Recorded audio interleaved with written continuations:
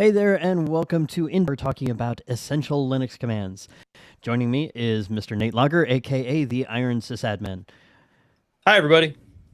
So today's going to be a grab bag, and if you're watching live, definitely put some ideas into the chat because we wanna get your feedback as well. I'm sure we've left out some awesome commands that would help you get some tasks done, but we figured we'd start out first with a bit of a use case. And so what we thought about doing was one of the more complicated tasks, and the commands tend to get a little bit gnarly, is looking for information in a log file.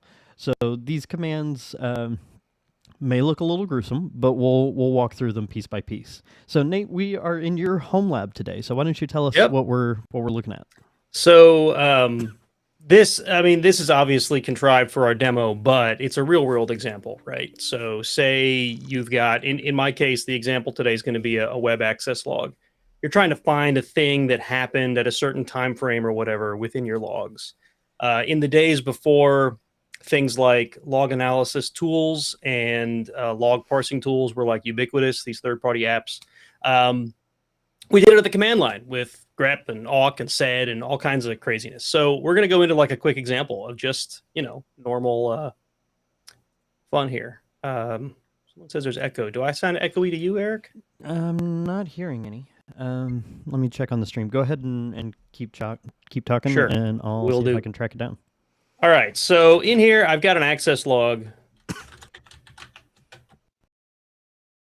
You can see it's just plain old ASCII text. We're going to try to find out. Let's just say the request is at 4 a.m. something weird happened, right? We're going to try to find 4 a.m. So first, we're going to look at what the format of this log looks like, right? Now, this is an Nginx log. Again, there's a ton of data in here, but you can see that dates are in a very specific format, right? And it even gives us things like what the offset is from UTC. In this case, my server is set to UTC time. So all of these times are offset, by 5 or 6 hours, whatever UTC currently is different from Eastern time where I am. So those are things you're going to have to take into consideration, but we're going to ignore that for now. We're just going to say 4 a.m. UTC, something weird happened. We need to try to see what that was. So first, we're going to try to filter this down to just the time frame we're looking for, which is 4 a.m., right? So I have, see if copy and paste works. I know traditionally this show has problems with copy and paste. So looking at you, double hyphens. The simple command here is we're going to use grep to look for the date and the hour that we're looking for. So 10th of February, that's this morning. 2023, of course, that's today.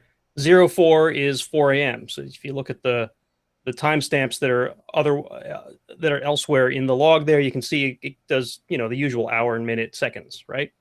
And then we're going to look in the access log file that I've got here. So this is going to give us all the log entries from 4 a.m. Now, that's great. We filtered it down to these are all the logs. If that's the end of your request, you're done. But this isn't quite as useful as, maybe we want to see who accessed, or maybe not who, but what IP addresses accessed this website during that time frame. So there's another tool called awk, which is great for this.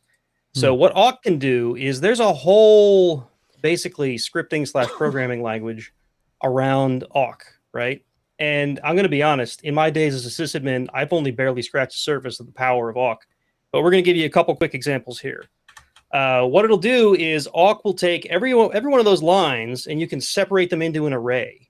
And then you can spit back out pieces of that array. So what I'm doing here is same command, grep. We're going to look for that time and date, access log. We're going to pipe that in through awk. And then after awk, we're going to say print $1, which means the first thing, by default, it'll separate by spaces.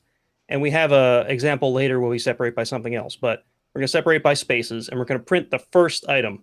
These arrays don't start at 0. I don't know why they chose to do that with awk. Why they don't start at 0, but they don't. $1 is the first item in the array. So we hit enter, and now we've got a bunch of IPs. Okay? However, still, we can do better, right? let's say one of these IPs did things 100 times and the other IPs did them one time, right? This is not sorted. It's not deduplicated, right? So we're going to try to deduplicate the list of IPs that we have here. So let's take things a step further here. There's two other tools called sort and unique, which will let us do this. Now, we're going to paste in a new command here. Same thing, grep. It'll grep it for the same time frame, same file, still using awk here, still printing that first item in the array. We're going to sort them, and then we're going to put them through unique. The reason we sort it first is because unique takes groups of things and puts them together. It's not smart enough to take things that are spread out all over a list and deduplicate them. So you have to sort them first. We do sort and unique, and now we have a list. You can see they're all sorted properly, and you can see here, like, here we had a bunch of access from this 51.222.253 range, but now they're one by one. Yeah, 2, 4, 5, 6. It's like something was. Maybe, I don't know. Maybe this is something I need to look into. This is from my own website, by the way. So maybe there's something weird going on that I need to look into, and we've just discovered it on Into the Terminal. Another cool thing you can do with unique is you can tell it to tell you how many of those, like say there were 27 instances of this .2 address, right? It'll count them. So you do unique-c, and it'll add another column that tells you how many times that item showed up in the array. So see, this one did it 3 times. And then you could then pass all this through sort again if you wanted to, and then it'll sort based on this first line, and the ones that were most frequent will show up at the top, right? So that's useful stuff too. But here, this one hit it 69 times. There could be others, right? Here's one that's 39, 10.10.0.2. Like that looks specific. Yeah. So right stuff. Now, what if, so we saw when we did it without the count, right? There were some of these that all came from the same range. Maybe we're curious about that range, or maybe there's a whole bunch from certain ranges and we'd like to show that specifically. There's another thing we can do with awk that will sort them, or not sort them, but we can cut off that last octet, the last number in the IP address. So let me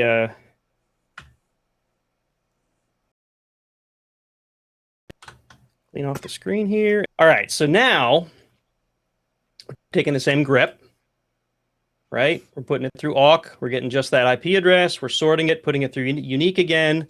Now we're going to do awk. This -F says this is our field separator. Okay, and then we have to escape it. That's why there's a backslash here. And then a dot, which is the period that's in between the octets of an IP address. And then the array we're working with in awk is now just the IP address. So there's $1, $2, $3, $4, because there's 4 octets to an IP address, right? We're going to print out $1 dot $2 dot $3. And then we're going to put that through unique as well, because we don't want all the duplication, right?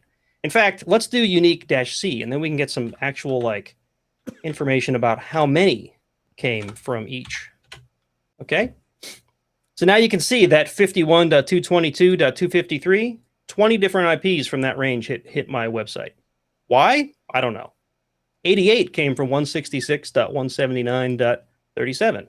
Now, the reason you might want to filter it down like this is usually that means that they all came from the same source network, right? It could be like, maybe that's Google. I don't know. And they were spidering my website at the time. Maybe it's some, nefarious group in Russia that's trying to break into my website. The idea is that now you have some statistics that you can dig further into. You can look up who is information or whatever to try to find out where those came from. All right. And there you go. There's like a crash course in log analysis with these tools that are included with every Linux box you'll ever sit down at. And this is a very real world example of two things. First, and the reason why we wanted to include this in today's episode was we covered what, 4 or 5, looks like 6 different commands using pipes to pipe them all together. So we can take what would be just a wall of text with pages and pages of IP addresses and access times, and we're able to start filtering things down and sorting things and getting an idea of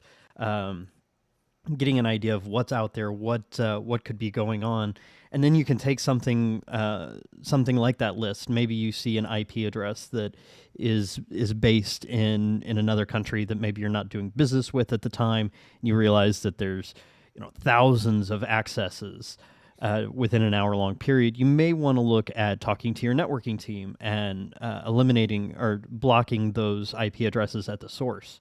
In fact, I've got a UniFi network here at home, and there's entire IP address languages that are IP address blocks that I've blocked at the router level, so it doesn't even come into my home website. The second thing was we covered like 6 commands or so piped together into this long string, and it looked rough. But when you break it down and you start out with let's just grab IP addresses, then let's just grab IP addresses from this time frame and add on additional commands, add on additional pipes, you can see just how incredibly powerful the command line becomes, which is why we have an entire show dedicated to the terminal, because it is incredibly powerful. And then let's say around the same time every day, you're starting to get these attacks from a third party organization. You could actually set up some scripting that goes in and collects your access logs from that point in time. So not only can you build on these commands, but you could also schedule them, put them in as part of a bash script. So that we wanted to kind of dive in and look at a series of examples before we kind of dive into a grab bag. So with that said, we're going to go ahead and transition into the second half of the show. So excuse me, definitely be putting some of your favorite commands into the chat. Join us live every Friday, and we'll include some of your commands and examples here in the show.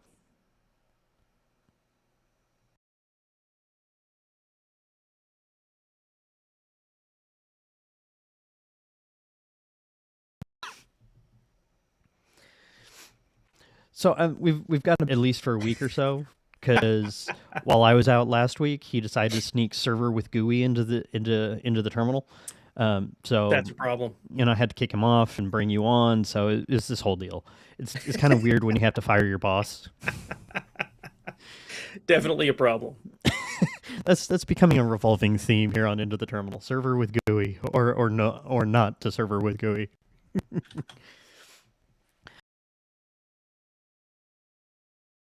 So I figured what we could do next here, and if you're watching like this after the fact, throw some commands in the comments. Would love to see some conversations around this. But you and Scott and I actually threw together a list of some of the commands that we're pretty fond of. So why don't we jump back into your lab server here, and let's play with a few of these. Sounds good to me. So the first one on your list here is tmux. I have kind of a confession to make. I'm a screen user, not a tmux user, so you might have to help me out here. Well, I'm going to have to fire you and bring back Scott, I guess. I mean, good grief. So tmux and screen are very similar, and in fact, we have an entire episode dedicated to tmux. I don't believe it's installed by default. But what tmux is, it's a terminal multiplexer, which allows you to have multiple terminal screens open at the same time with one terminal session.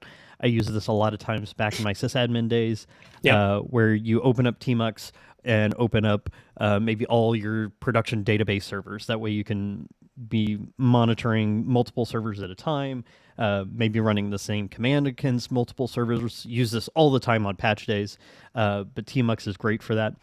One of the other things it's really good for is if you're, I was using tmux just the other day. I was trying to get a, it's called Foundry VTT. It's basically a virtual tabletop for role-playing games. I was going to set up Foundry here in my home lab, and I was having trouble getting the container, the application inside the container to authenticate with the server. So in one tmux screen, I had just my command line. I was working with Podman tools, and I'd split my screen so that down below I could actually be tailing out the logs. so I could watch in real time as I'm spinning up the container what it's doing.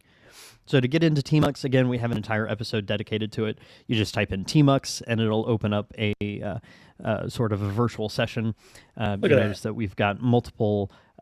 We've got status bar at the bottom. If we do like a Control C, that'll create a second window. Nope. And then we could do Control B and Control 8. Actually, no, it's by default. It's okay, not Control C. Yeah, Control C is like not a thing I think they would try to claim. Is there some escape command we have to do first? Oh, yeah, it's Control B to Control enter B. basically command mode, and then Control C to create a new window. Also change the default configuration. It's not working for me here, man. Control B, Control C. Something's wrong here. Maybe it's got something to do with the terminal I'm using on my local machine. I don't know. Might be. Anyway, I'll put a link to the Tmux episode into the show notes. But you added in the next one, their name. Yeah. So I mean, sedawk and grep. Sorry, sedawk and grep is the third one on the list. LSBLK. This is a fun, maybe not fun. This is a very, very useful command. So LSBLK will show you all the block devices attached to the bus on your machine. Now, this is a VM. I'm not sure what this is going to give us. Probably just all my virtual devices. There we go. So basically, this gives you a very cool summary with a nice tree output of what devices you've got, even what logical volumes and volume groups and where they're mounted, right? So this is really great. I've always used it for, it's 2 a.m. You're in the middle of a maintenance window. You've been asked to expand a volume group, right? You're a little bleary-eyed. You just woke up. You haven't had any coffee yet. And you want to make sure that the block device you're about to wipe out or format or partition is not already in use, right? So you do an LS block, and you can see what's already in use, and you can say, oh, VDB, which is the one I think was the one I needed, isn't even in the list yet. Or VDB shows up and there's nothing in it, right? Now I know what the empty volume that I need to work with is, and that's the one you want to work with, right? There's also two other commands that are very similar to this one, LSPCI and LSUSB, which are a lot more common for use on like a desktop. You're trying to figure out where's that NVIDIA card that I'm trying to set up. What's the PCI address so I can put it into my Xorg config? Maybe I'm dating myself here, but LSPCI, or maybe, you're like in a compute cluster and you're trying to find the device that you want to point your GPU calculations at or something, right? LSPCI gives you like, this is everything I see on the PCI bus, right? And LSUSB is similar. I don't even know if this is going to show me anything because, again, VM. I don't know that there's anything on the USB bus. Oh, LSUSB isn't there. I must not have installed it. But LSPCI and LSUSB are in the same vein. So if you plug in like a mass storage device, LSUSB will show you, some information about the device, maybe where it ended up in the dev tree, so you know what device you're trying to work with.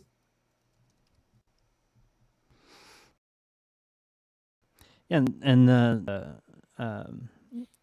an interesting point in chat that you can actually tell that you're using a virtual machine just based on the types of devices that LSPCI returned.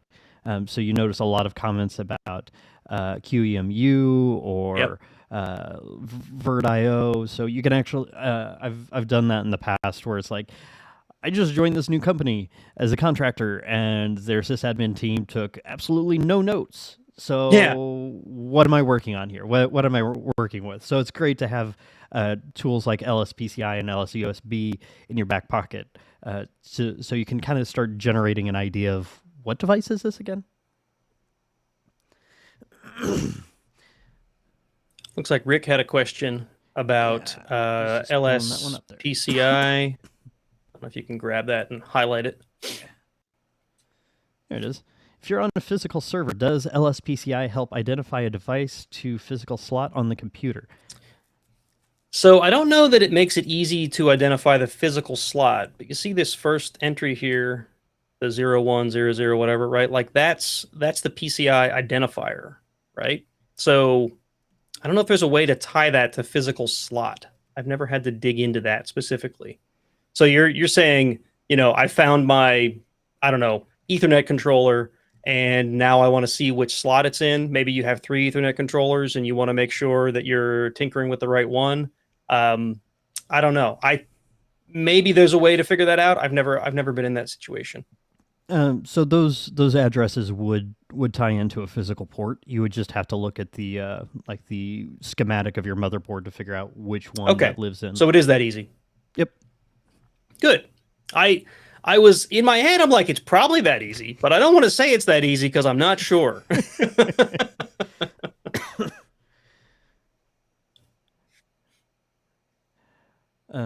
Sorry, I got sidetracked. I didn't realize that Solus has died. Anyway, that's a conversation for a different day. But interesting. I know some of the people who worked on Solus. Anyway, this is why I tell people I don't need any help distracting myself. I'm right. Awesome. Pretty active chat today, guys. Thanks for the interaction. Love it. You're distracting poor Eric. Yeah, and I just personally know some of the people that worked on Solus, so I'm kind of sad to hear it's no more. So we talked a lot about in the top of the show, sed, awk, and grep. Mm-hmm. Definitely, those are lifesavers. We saw how powerful they are, especially when you start piping them together. Yes. The next one that I think is a little underappreciated in today's day and age of having Google and multiple monitors is the man pages. Yeah. There is an entire user manual right inside of your terminal here. So I remember back in the day of having, before 3G was a thing, having a cell phone that wouldn't work inside of a data center because of all the metal. And you'd be inside the data center and wouldn't have access to an external network. So it's like, if I want to figure this out, I have two options. I can either figure out what my question is and then walk outside to where I can get signal and then do a search for it, or I can use the built-in tools. At my last job, the data center was in a basement, as many data centers are, right? And cell service in a data center underground, not always great. So bringing in a laptop that's on the Wi-Fi, or if the Wi-Fi is even available in your data center, some security requirements, they'll have that blocked off, that you can't get data in and out of the data center, even over the Wi-Fi. The ability to have all the documentation for a command at your fingertips at the command line is actually really helpful. Or, I mean, hint, hint, if you're in the middle of a certification exam, it's there. You can use it. It's fair game, right? You don't remember exactly the command line that you're trying to figure out? Well, just bring up the man page. It gives it all in a ton of detail. Sometimes I have trouble finding what I'm looking for in a man page because there's so much detail, right? Luckily, there is a way to work around that. The quickest and easiest one is to use the I guess it's the /. And then you can start typing in.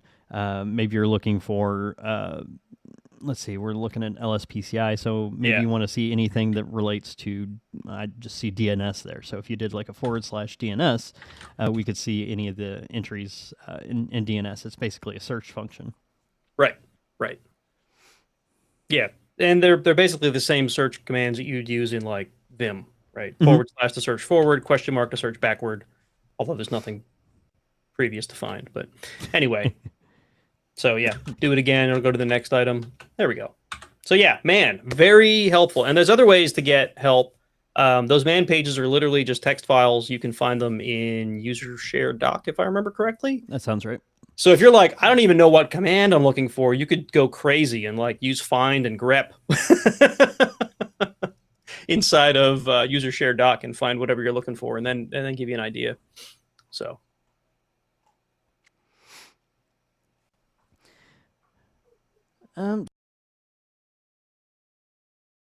So we talked about LSBLK. If we want to see what's actively mounted, we've got a couple of options. The chat is just blowing up today. I love it. It really is. I kind of want to be part of the conversation because they're talking about different Linux distributions. And then, anyway, so the mount command is one of the quickest ways to decide what partitions and what disks are mounted. But there's actually a different option. So mount is one way. But the other option is to use DF, and you can use. I like to use -H. And then Scott and I talked about DF a few episodes ago, and he told me about the -H capital P, which really cleans up the output. So this is why I love doing a community show like this, where we can have people hang out in the chat, You get some hints from other people. I always learn something. So we did a DF-H capital P, and that takes a lot of what we're looking at here and cleans it up and makes it a little bit easier to read. Also tells you in human readable format how much disk you have used and how much is available. So I have the output of mount right now on the screen. There was a time when, before we had so many virtual file systems mounted in just about every Linux machine ever, right? Especially if you've got like a container host or a virtualization host. This gets really messy really quick because there's so many things mounted. There's like virtual file systems and file systems in memory and file systems that do crazy things like talk to the kernel, right? Mount shows all of those, and it gets really hard to filter that down. Now, mount may have some command line arguments that'll say strip those out. I haven't looked because there is a better option, like we were just talking about. DF, which is traditionally just a tool used to see how much disk space is available on your disks, also has the added benefit of only showing you the physical disks, right? Oh, I guess tempfs is physical, but it doesn't give you like sysproc and things like that, right? So DF is a lot simpler. So what were the commands we were talking about? -H does it human readable. What does -P do? Should I look at the man page? The man page. I forgot what it did. I don't see a difference here. You can also do a lot of commands have a --help, which pulls up a short version of information that it pulls out of. Use the POSIX output format. I'm still not sure if I know what that means. Dash capital P may actually be part of the default of the command nowadays. Okay. I know for a long time, and maybe Rick or Scott can chime in the chat. So yeah, DF, as you can see, gives you a much more readable output. You can see, oh look, dev mapper root LV has 13% free. It gives you, I guess mount doesn't even give you free space, does it? No, it just gives you the mount options and whatnot. Right. So if you're looking for what disks are mounted, DF is just an easier go-to, right? It's easier to parse through. Now, obviously, there's times when you need to see more about the mount information. That's when you go back to mount. Another disk-related one is DU, right? So you can see what's using up space in the current directory that you're in. So that's another good one. If you're trying to troubleshoot, why is my disk full? So say I wanted to find out why /boot is 30%. DU-H will tell me these are all the directories and files you have, and this is a summary of what size they are. So good things to know if you're trying to troubleshoot, like what's filling up my disk. And I love the -H option. It's much easier than having to multiply all the results by, or divide all the results by like 1,000. Yeah, and say to compute. say you have, I don't know, like, let's look at like user lib. I'm looking for a directory that has a bunch of stuff in it. So DU-H gives you, oh my gosh, look at all this stuff, right? Say you're like, okay, this is great, but what do I do with this data? Now you can take this and pass it through like grep and look for like a capital G for things that are gigabytes. Right? Of course.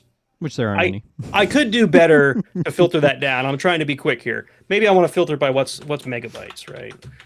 You could probably do a regex or something that would filter this down to just what's in the beginning here. But you can see now it shows me they all have this capital M per megabyte. That's like a quick and dirty way to try to filter stuff down.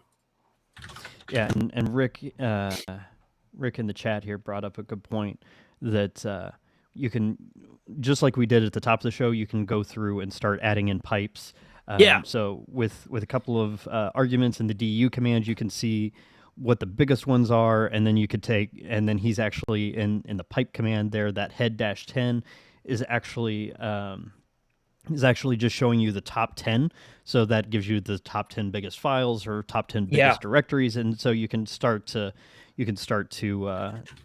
filter it down to figure out what are my biggest directories here, and that'll help figure out what's going on.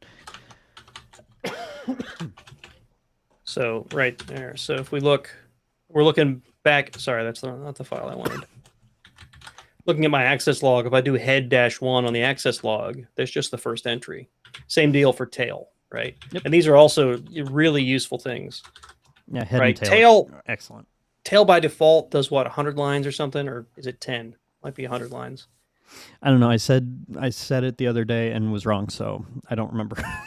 Yeah. So if you wanted to tail for like the last 1,000 entries, you can do tail-1000, right, on the access log. Or again, there's a million ways to do things in Linux. We can cat the access log and pipe it through tail and get the exact same output. Yeah, it's 10. I thought it was 10. And we're touching on this redirection thing, piping and whatever. Everything in Linux is a stream output, right? And you can redirect that stream through other things, and that's what we're doing with pipe. Imagine a pipe as literally a pipe, right? I've got a thing, it goes through this pipe into the other thing, right? And then the output of that can go through a pipe into another thing, right? Folks watching, maybe you already know that, but this is, some basics that maybe some people don't already understand. I know first time I was at a terminal, I'm like, I can do what now? What does the pipe do? Right. Or I just get intimidated and go, you know what? I don't know that I want to mess with all that. I'll just use my eyeball and skim through all this text. Yeah, right. But it's really one of those muscles that you should practice as a sysadmin to really get comfortable with doing regexes and pipes and using some of these different commands, because you can really filter down, especially if you're on a system that's dealing with hundreds of thousands of customer transactions a day. We just looked at the Iron Sysadmin website around 4 a.m. But if you're talking Salesforce or Google or something along those lines, and you're trying to isolate odd behavior on a server, it's going to be really, really painful to visually skim through all of that. Oh, absolutely. I see some conversation going on about more and less in the chat. Those are also really good tools we didn't put in the list. That's why we have a chat. I mean, so you if and I wanted could sit to down and record a 30-minute video, or we could bring all of our friends and get better content. The old school more, right, just gives you paginated output. You hit space, it gives you the next page. So you were talking about skimming through. This is a way you could skim through. Less is, I believe it's a rewrite, or at least maybe not a rewrite, but a fork of more that will give you not just paginated output, but scrollable. So now you can scroll up and down. You can search in less, right? So if I'm looking for that same, 4 a.m. In fact, there's one right there. 10 slide. I guess the slide. I'm not going to go into detail here, but you can search in it the same way you would in Vim, or like we did in Man. You can scroll with it, stuff like that, and then just hit the letter Q to get out. And Scott is in chat saying the one thing he doesn't like about less is that it clears the screen when you're done. So you found that log entry that you really, really needed to know. If you didn't copy and paste it, as soon as you quit less, boom, it's gone. Now you got to go find it again. So right. It looks like there's some chat about how to get around that, but the chat's going by so fast that looking at the terminal and the chat is hard to do. Yeah, and I need more monitors for some of these episodes. Yeah, right. We need chat. I've got the stream. I've got the episode guide, and then way over here, I have. We need a third host. We need a third host that just watches chat and fills us in.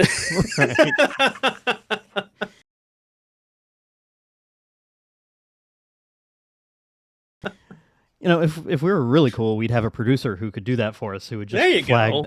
I think Rick volunteered, so we'll have Rick be our producer and grab questions for us. Congratulations, our Rick! Thank you for volunteering. Yeah, let's just chat GPT all of this. Yeah, we'll just put it in a chat GPT. I'm sure it'll be fine. We'll just pipe that'll fix everything. Pipe it in. Oh goodness. Well, all right, so we went way off there. Yeah, I hate to do this, but we are over time, and The chat has been awesome. Thank you all very much for joining us live.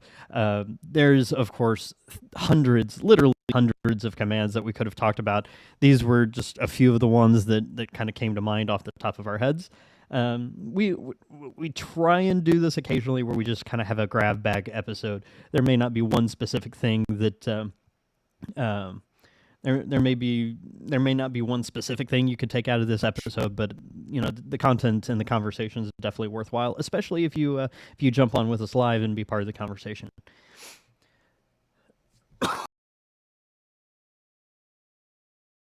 Excuse me. Yeah, so this was fun. It's interesting to be sort of led by the chat. Yeah, well, and that was the hope. I mean, that's why our episode guide was a little light today. But so thank you all for joining us. Make sure to like our content and share it with a friend. That way more folks can find it, and we can have more lively conversations on it. I mean, nothing better to do on a Friday afternoon than sit around and just talk about tech. Be sure to subscribe to the channel. I'd completely blanked and had to look at the notes because subscribe, it just, my brain went blank there for a bit. Too many words. Make sure to subscribe to the channel, hit that notification bell so you can hear whenever we go live. And then next week, I believe Scott and I will be back to talk about we named the episode Enterprise Up. So we kind of talk about Linux in a general sense, but we're going to talk about what does that look like on an enterprise scale. We look at servers kind of as a one-off on Into the Terminal, but what does that look like at scale? So join McBee and myself next Friday. Join Nate on the Iron Sysadmin podcast, and you can catch me in about a week and a half for RHEL Presents. We'll be talking about RHEL for the Edge. So plenty of content coming out. I know Nate and I both have some blogs we're working on, so keep an eye out for those. Follow us on Twitter. The links are in the show notes. All that said, thank you all for joining us. On behalf of Nate, myself, and the entire Red Hat Enterprise Linux team, thank you for joining us for Into the Terminal, and we'll see you next Friday. Have a great Friday, everybody.